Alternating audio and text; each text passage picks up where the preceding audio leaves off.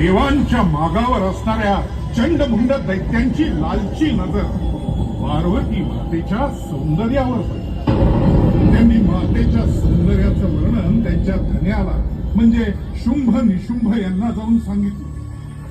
स्त्री लंपट स्वभावाचे दोघे ते वर्णन ऐकून वेडेपिसे झाले आणि मातेला मिळवण्यासाठी त्यांनी पुन्हा चंडमुंड यांना कैलासावर पाठवलं.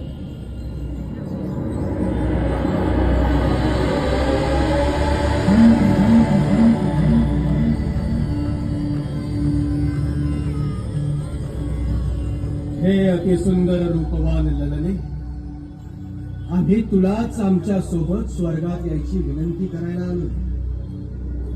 हे सुंदरी, आमच्या सोबत चल.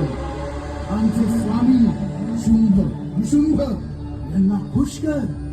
हे तुला स्वर्गाची राणी करतील.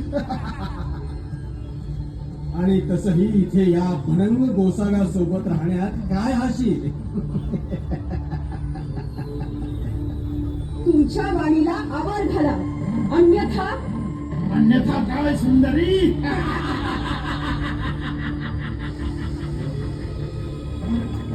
तुमच्या वाणीला लगाम द्या आणि याचा भान ठेवा की तुम्ही एका स्त्रीशी बोलता आहात, जी स्त्री तारूही शकते आणि मारूही शकते.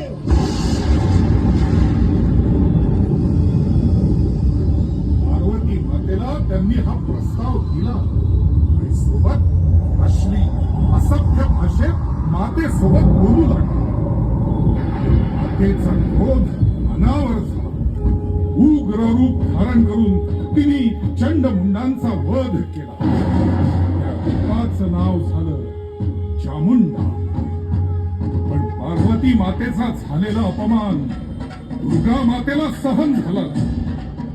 भगवान महादेवांच्या हलाहलाचा आऊट पार्वती मातेत विसावला आणि प्रकट झाली महाकाली.